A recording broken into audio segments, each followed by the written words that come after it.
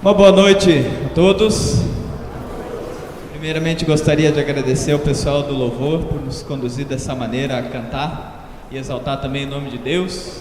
Você que nos visita é muito bem-vindo. Que bom que você ouviu e atendeu esse convite para estar aqui nessa noite. Ficamos muito felizes que você está aqui. E no final, se você gostar de se identificar, você que visita, eu peço que você procure alguém ali na recepção, alguém que vai estar ali dando tchau para você, e diga que você é visitante. Ele vai poder te orientar, dar mais informações sobre a comunidade, mas são muito bem-vindos todos vocês. Eu quero assistir novamente com vocês então ao vídeo.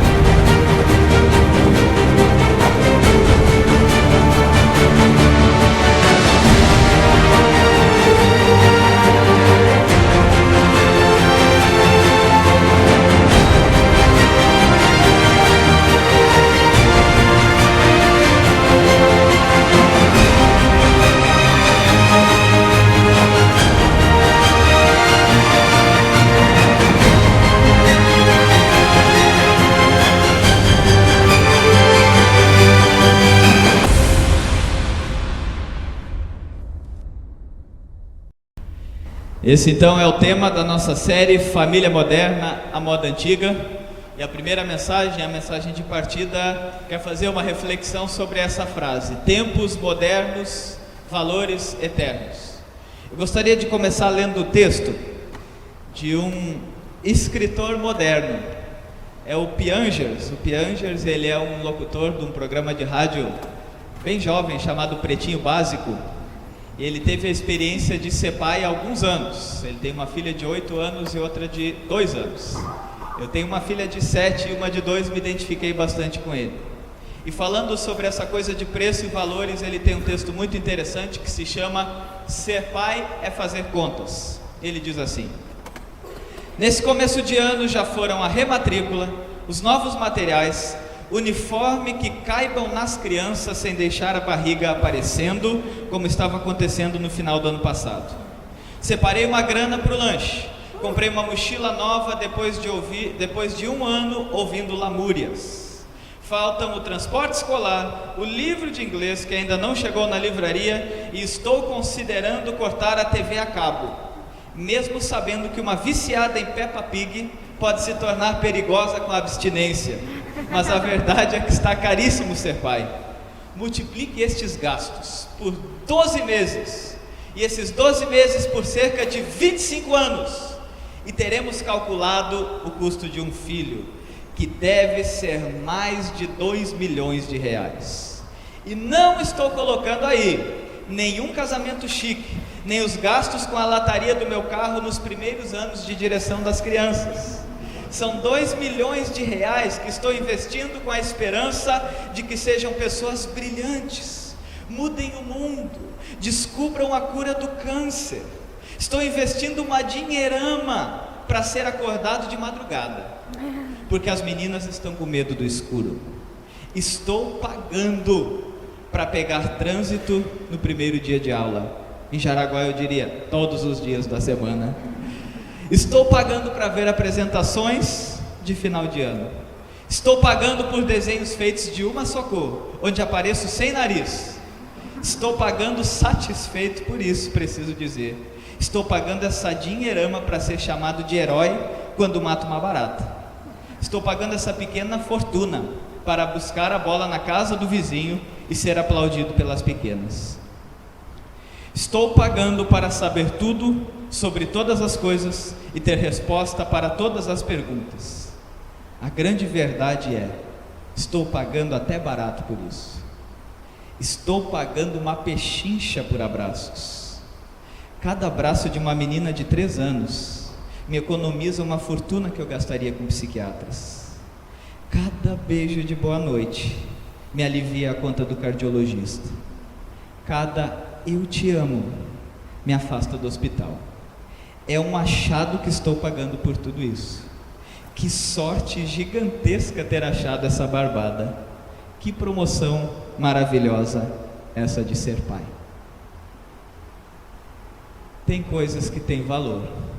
Para todas as outras existe um cartãozinho lá que a gente não vai fazer propaganda aqui. Queridos, nós queremos começar essa série te levando a pensar e a refletir, a conversar um pouco sobre coisas que têm valor e que dinheiro nenhum compra.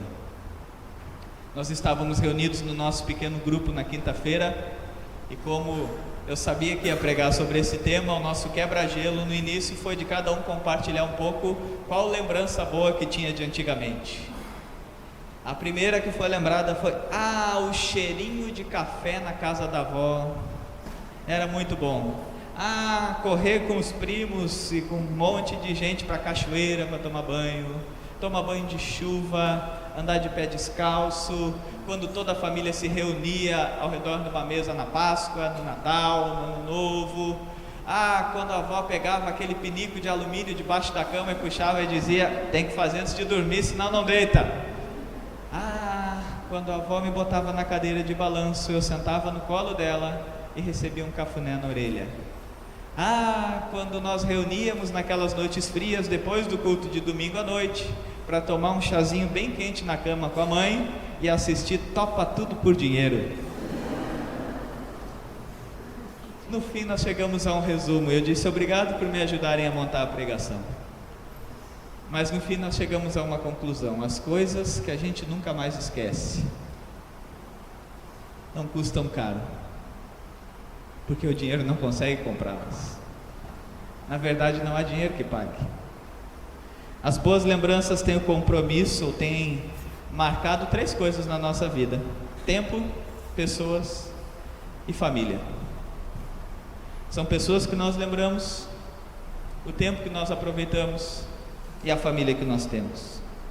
Se nós vamos olhar aquela frase do Marcos Piangers, o Papai é Pop, que nos leva a uma simples reflexão, de falar que ele está pagando uma pechincha por abraços, porque o que ele encontra num abraço vale mais que 2 milhões de reais.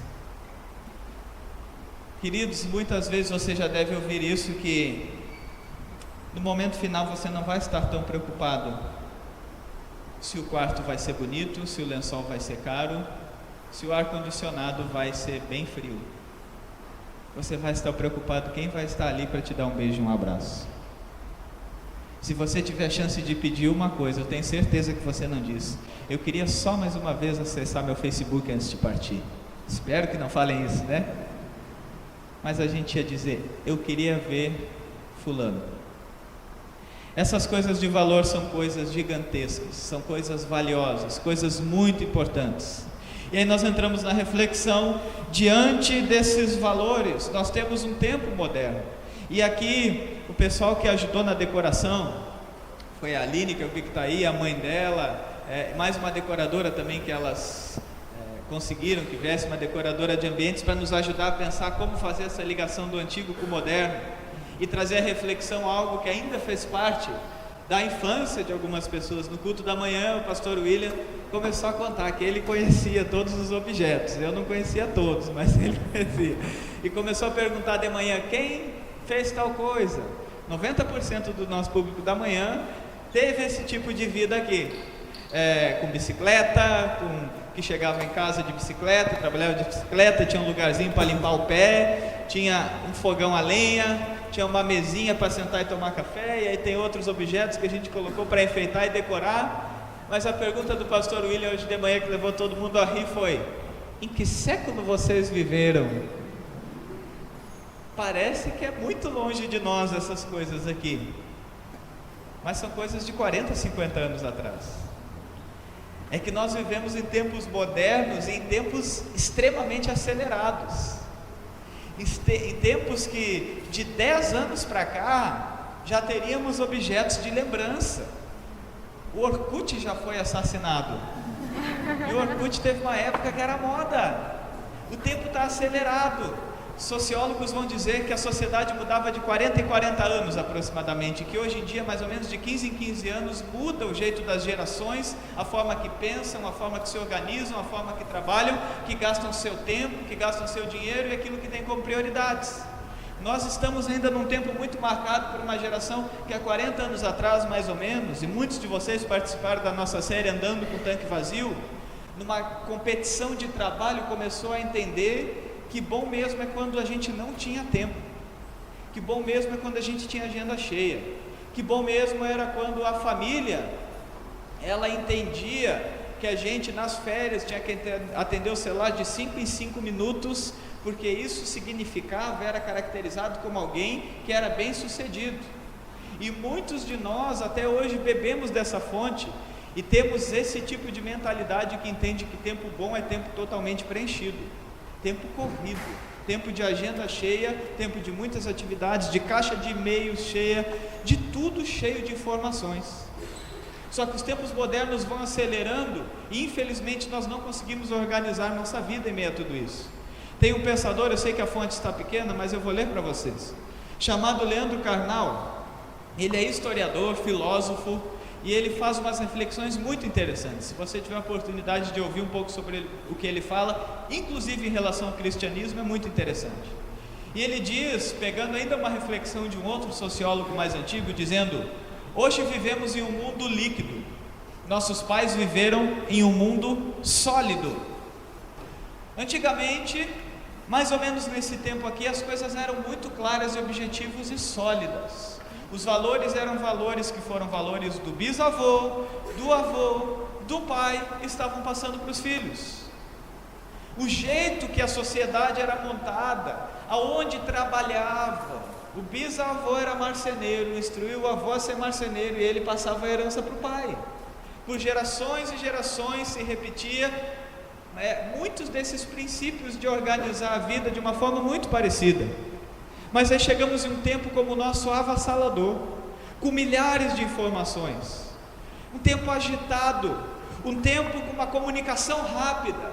Antigamente, para você escrever a notícia que estava grávida, a mulher ficava grávida e queria avisar o tio que morava no Paraná.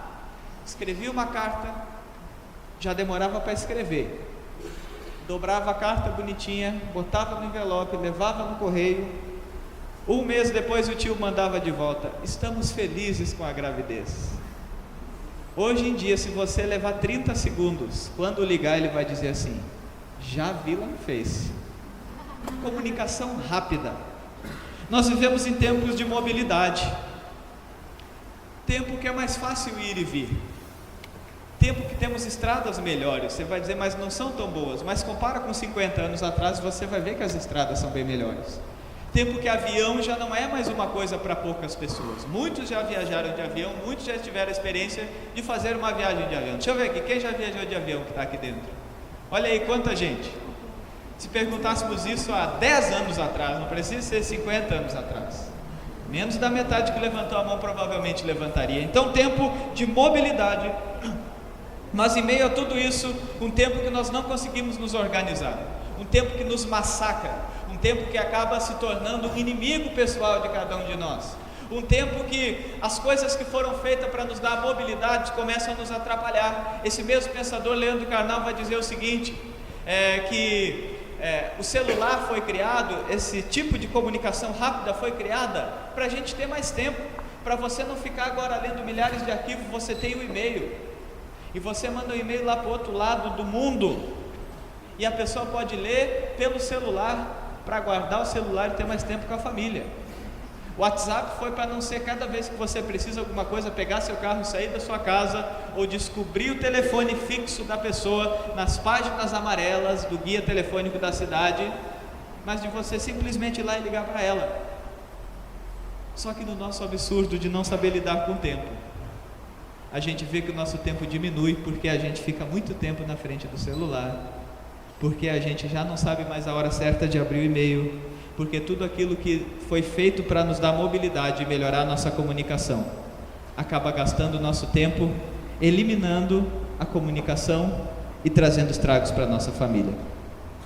Ele ainda diz o seguinte, que o nosso mundo foi um mundo e é um mundo que vive em meio a uma geração de tempos modernos e que tem uma certa inquietação, seja ela no trabalho, seja ela na forma de ver, seja ela nos relacionamentos. Como é um mundo líquido, já não atrai tanto aos olhos naturalmente aquilo que é sólido. E ele faz uma reflexão dizendo assim: quando eu não tenho sabor nas coisas que vivo e faço, eu multiplico as coisas que vivo e faço. Mais viagens, mais cursos, etc, etc, etc. Como não consigo estar comigo, eu não tolero estar na minha casa e comigo mesmo. A reflexão dele é a seguinte: essa nossa geração é uma geração tão inquieta, que quando ela tem muita coisa para fazer, ela procura mais coisa para fazer. Vale a pena olhar esse vídeo dele sobre o vazio contemporâneo que ele diz. A pessoa diz: você tem 3 dias de folga, para onde você vai? Ah, eu vou para Europa. Mas você já foi na África? Ah, eu já fui na África. Você visitou o safari? Sim. Então você precisa conhecer a Argentina, que tem uma carne muito boa lá. A pessoa vai para a Argentina e diz: para onde você vai nas próximas férias? Eu não sei, eu estava pensando em ficar por aqui. Mas isso porque você não conhece a Patagônia. E assim a gente vai. As nossas experiências, as nossas informações nunca foram tão gigantes. Nunca teve tanta gente que viajou tanto como tem hoje, que conheceu tantos lugares como conhece hoje. Mas entre nós precisamos dizer: nunca houve uma geração que fugiu tanto da sua casa, porque é um lugar onde não gosta de estar.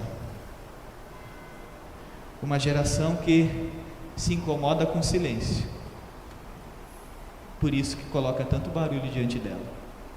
Uma geração que precisa lembrar que os tempos modernos, eles podem ser aliados, ou eles podem ser o nosso maior inimigo para achar felicidade. Pensando nessas reflexões, eu tive acesso a um livro, Sentado ao Redor da Mesa, com o Scott e com a Patsy, que não estão aqui hoje, que estão recebendo um grupo de 12 canadenses que está chegando aí, mas sentado ao redor da mesa com eles, nós conversávamos sobre vários temas. Eu fui palestrar no Quest ano passado, e eles falaram sobre a ideia de que no Quest, lá na temporada com os adolescentes, eles não mais fariam no sistema buffet, mas levariam a comida ao centro da mesa, com uma porção para cada um se servir, e aprender de novo a olhar nos olhos, a compartilhar, a fazer a troca, a pedir, a dizer: me alcança por favor tal coisa, e a pessoa ter que parar de comer para também alcançar para o outro. E nessa reflexão ela disse que ela, Carol, o pessoal lá se despertou a partir de um livro chamado A Experiência da Mesa, dessa escritora David Titus. E essa escritora, ela faz uma reflexão muito interessante. E quando nós vamos pensar nesse tempo moderno avassalador que nós temos e nos valores de vida que nós temos, vale a pena a gente observar o que ela diz. Ela, nessa sua pesquisa, ela começou a orar e dizer para Deus: Deus, eu preciso de uma palavra para entender. Ela é esposa de pastor, congressista, ela queria saber como que ela podia ajudar as famílias, e diz que na sua oração começou a vir na mente dela uma palavra: mesa, mesa, mesa. E ela resolveu então pesquisar o que significava, quantas vezes e aonde aparecia a palavra mesa na Bíblia. Para surpresa dela, a palavra mesa está em momentos importantíssimos. Se você olhar, começa lá em Êxodo, quando Deus manda construir um lugar onde ele ia ser adorado. Ele manda construir uma mesa. Ele diz que naquele lugar estaria o pão da presença. Jesus no Novo Testamento se identificou como o pão da vida, e ela disse: colocou na mesa. Se você viajar pela Bíblia, vai ver que tem muitos outros textos, inclusive que nós vamos ler daqui a pouco de hoje, fala sobre a mesa.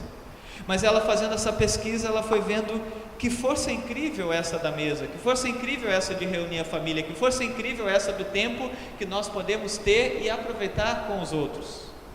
E num livro que ela teve acesso, ela chega a essa informação sobre o sucesso e a queda dos maiores impérios do mundo. E ela diz assim: Os maiores impérios do mundo não foram derrotados por causa da força política ou militar de outro povo, mas sim por se tornarem vulneráveis ao deixarem de prestar atenção ao que acontecia dentro de casa. Ela chega à conclusão que os exércitos mais poderosos do mundo ruíram não pela força do inimigo, mas pela fraqueza que encontravam dentro dos seus lares. Queridos, ano passado na nossa série de família nós falamos sobre isso. Indivíduos que estão mal, geram casamentos que vão mal, que criam filhos que vão mal, que geram famílias que vão mal.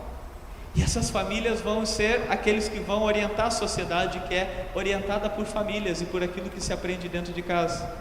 Um dia todas essas famílias reunidas vão formar uma sociedade, e aí nós vamos chegar à conclusão de como anda a sociedade, e principalmente de como andam as famílias.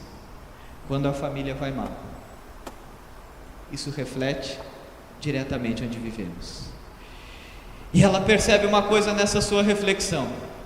A pesquisa revela, uma pesquisa que ela teve acesso, que ela apresenta no livro, que as refeições em família nos torna mais inteligentes, ou seja, fortalece a mente, nos torna mais fortes, ou seja, fortalece o espírito, nos torna mais saudáveis, ou seja, fortalece o corpo, e nos torna mais felizes, ou seja, fortalece a alma. Olhando para tudo isso, nós precisamos nos perguntar: será que o tempo que nós vivemos tem roubado as nossas experiências da mesa? Vamos abrir juntos o Salmo 128.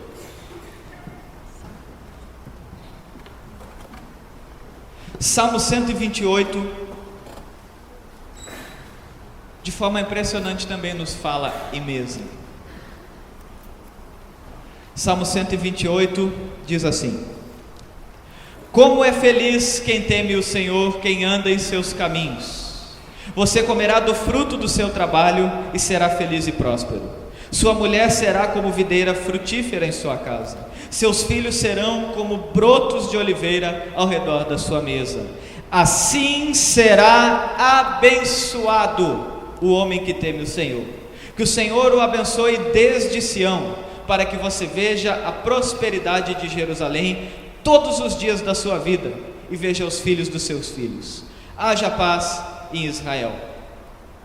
O salmista, fazendo uma reflexão sobre felicidade, observando onde se encontra a felicidade, ele nos dá algumas fórmulas de felicidade bem interessantes. E ele vai dizer: como é feliz aquele homem, aquela pessoa que teme ao Senhor e que anda nos seus caminhos. O Salmo 127 já vinha fazendo essa reflexão do lugar de alegria e de felicidade de uma família, e no versículo 1 ele já diz que é inútil acordar cedo, trabalhar, tentar construir. Ele vai dizer: se o Senhor não for o construtor da casa, não for aquele que edifica a casa, em vão será o trabalho dos que a edificam.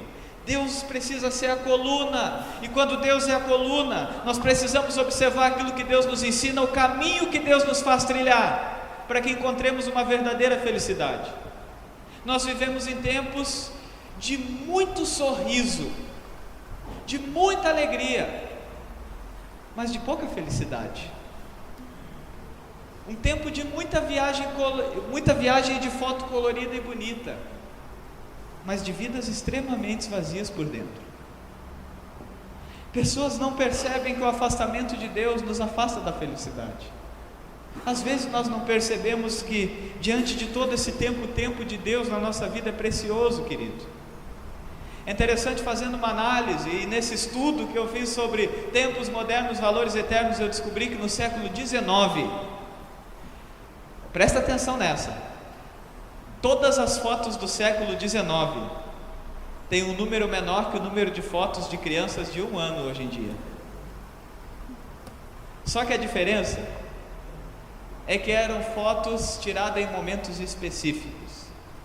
Hoje nós temos mais de 10 mil fotos no computador, no celular, que só a gente vê e apresenta algumas que a gente gosta para os outros.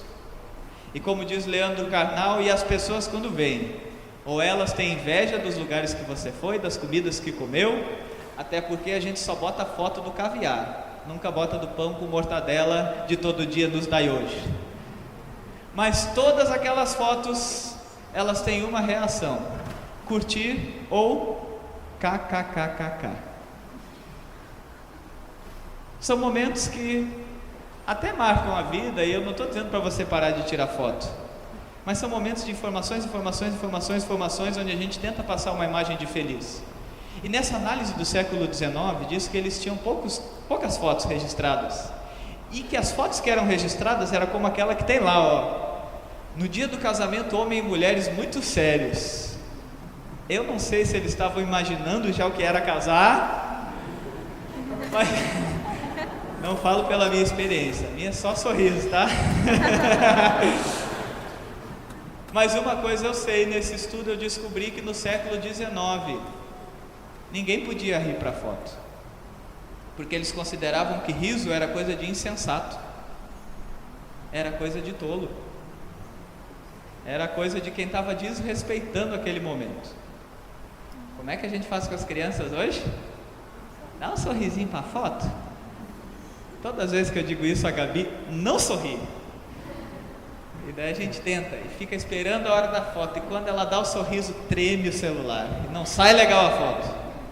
Mas é interessante como nós somos uma geração e nosso tempo, eu sou assim, a gente gosta de mostrar sorriso. A gente diz para as pessoas: sorrir para a foto mostra que tem felicidade. Querido, só que a felicidade não é aquilo que aparece aqui, mas é o que está acontecendo aqui dentro. E essa felicidade não depende de sorriso, essa felicidade depende de um lugar onde nós encontramos força, onde nós encontramos Deus, onde nós temos a harmonia de uma família que aproveita os melhores do seu dia nas coisas que têm valor. Ele, falando sobre essa família que tem valor, ele coloca o lugar do trabalho. E a falta de tempo não é culpa do trabalho. Desde que existe o ser humano, existe trabalho. O problema é que nós não sabemos o tempo certo e onde colocá-lo. O problema é quando ele se torna prioridade na nossa casa. O problema é quando nós corremos mais atrás de coisas que têm preço a ser pago do que aquelas que têm valor, até porque as que têm preço, nós podemos fugir a vida inteira de uma consciência, mas as coisas que têm valor nos levam a reconhecer os nossos erros. As coisas que têm valor fazem a gente parar de colocar a culpa nos outros e entender qual é o nosso papel dentro de um lar. Quando ele vai fazendo essa reflexão, ele diz: o trabalho é próspero, a pessoa que encontra esse lar encontra felicidade, prosperidade. A pessoa que encontra uma casa que teme a Deus vai ter a mulher como a videira frutífera. E pensando nesse exemplo, eu tentei ver como comparar para hoje, porque aqui o que ele queria dizer é que a mulher é aquela peça-chave que faz de um casal muito forte, um casal com sustento. Videira simbolizava sustento. E ele diz: um homem e uma mulher em harmonia tem uma casa em sustento. Um homem e uma mulher em harmonia encontram forças para sustentar a vida. Um homem e uma mulher em harmonia encontram forças para formar uma família. Esse é o tipo de família que a Bíblia nos diz que é da moda antiga, com valores eternos que nós não podemos perder nesses tempos modernos. E falando sobre isso, ele vai dizendo ainda sobre a questão dos filhos, de os filhos serem como brotos. Os filhos são o enfeite da mesa. Ah, filho é o enfeite de uma casa. É interessante que quando a gente sai de férias, as meninas tocam o terror na casa da avó. A casa da minha mãe é pequenininha, a gente não pode espirrar movimentando muito a cabeça, que pode dar problema. Só que quando as netas vão, ela tira sofá, ela bota sofá de perna para cima, ela tem um monte dessas coisinhas assim, ó, de xicrinha e coisinha, que fica guardadinho, bonitinho para enfeitar a casa. Quando a Manu e a Gabi chegam, se torna o utensílio principal da brincadeira. E aí quebra um, quebra outro, quase que nem eu fiz agora. E quando eu penso em gritar, sabe o que ela faz? Dá uma risada: ai, pobrezinha, pode deixar. E começa aquela gritaria, aquele choro. A minha mãe bem calminha, bem quietinha. No outro dia, quando nós vamos embora, já vem um recado da minha mãe: que vazio nessa casa. Ai, que saudade dessas meninas. Filhos são o enfeite da casa. Filhos dão vida para casa. Dão trabalho? Oh, se dão. É fácil criar filhos? Eu não acho. Custa barato? 2 milhões aos 25 anos. Mas uma casa que teme a Deus começa a observar e ver que riqueza poder ter os meus filhos ao meu redor. Que riqueza construir a minha família com temor de Deus. Que coisa linda Deus nos presenteia. O texto segue ainda dizendo que essa prosperidade e a bênção que deseja para um homem feliz é que ele possa ver seus netos. Uma casa harmoniosa, Deus, esposa ou marido, filhos e, se Deus permitir, ver netos. Que coisa linda uma família que pode experimentar essa presença e investir seu tempo em valores, investir seu tempo naquilo que Deus nos proporciona viver. Chegando mais para o final da pregação, eu quero convidar você a assistir um vídeo e pensar de fato nessa questão de tempos modernos e valores eternos. Você vai ver a transição entre uma pessoa que viveu valores e começou a correr demais com o tempo. 我媽係我唯一嘅親人。我細個嘅時候，佢一直都好忙。個衫洗好啦。哦，咁快嘅？係啊，趕住載我仔。哦，慢慢行喎。啊，好。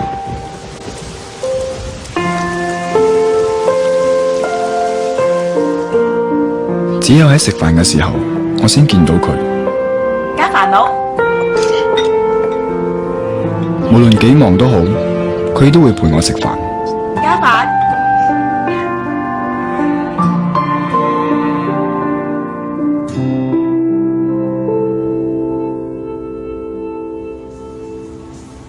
仔，加啲飯啦。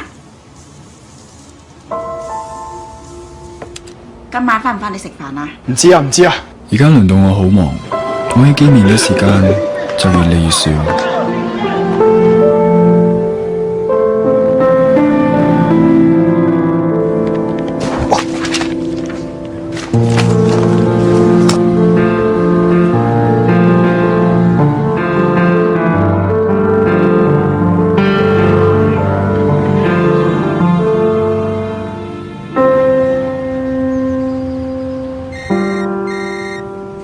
Hello， 媽。今年返唔返嚟過年啊？好忙啊，遲啲先傾啦。OK 啦，我唔阻你啦。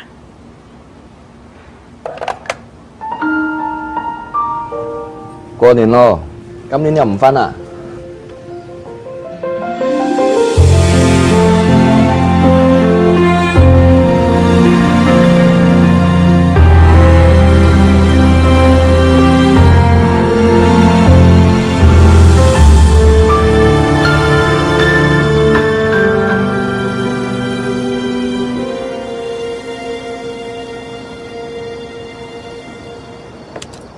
媽，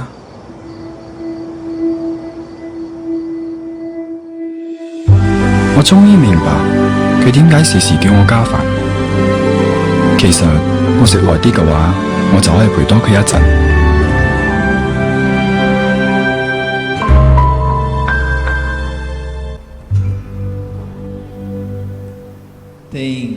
A música que motivou essa série é uma música de uma cantora chamada Marcela Thaís, que a Bárbara cantou no passado aqui, e fazia uma reflexão e o tema era Amor Moderno à Moda Antiga.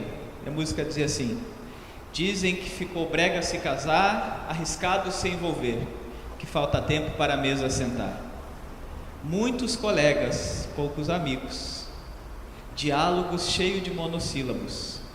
Queremos tanto ganhar dinheiro, mas esquecemos que eles não podem comprar os momentos que perdemos. Por que os bons costumes estão sumindo? Por que os valores estão se diluindo? Por que o essencial está ficando em segundo? E os amores não se consumindo, não se construindo? Lá, depois de seguir a reflexão, ela vai dizer: no fim, o que valerá não será o preço, mas sim o valor. Não saia dessa noite sem entender que nenhum sucesso profissional pode superar um fracasso familiar. grande presente de felicidade para todos nós é que Deus nos deu tempo, Deus nos deu família, Deus nos deu pessoas. Você vai lembrar daqui a muito tempo como é importante a família e as pessoas, mas você pode chorar se esquecer do tempo com elas. Vocês já ouviram falar num cantor chamado Elvis Presley aqui? Quem escuta o Elvis Presley ou gosta de Elvis Presley? Poucos admitiram.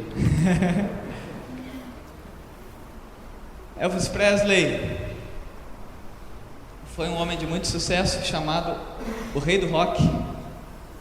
É conhecido até hoje por esse título. E todos que conheciam Elvis Presley, ao relatar sobre a vida dele, diz que ele teve um trauma do qual ele nunca se superou, que foi o seu divórcio.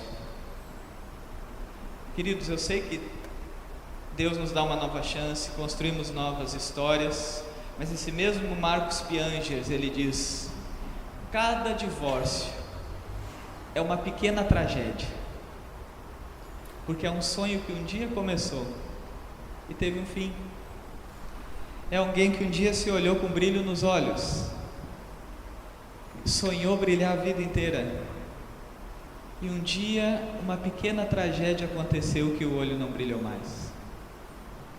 Eu diria que cada família destruída é uma pequena tragédia. Cada filho, cada pai, cada amigo que perde tempo, como nós vimos ali no vídeo, tempo, quantas pequenas tragédias nós temos ao perder a nossa família. Elvis Presley também foi alguém que sofreu, e ele escreve nessa música Always on My Mind. A tradução seria sempre em minha mente, se referindo à esposa. Essa música foi escrita depois da separação. O Ross disse que ia dar o tom para você lembrar da música. Eu não vou cantar, tá? Diz aí. Vê se vocês lembram dessa música.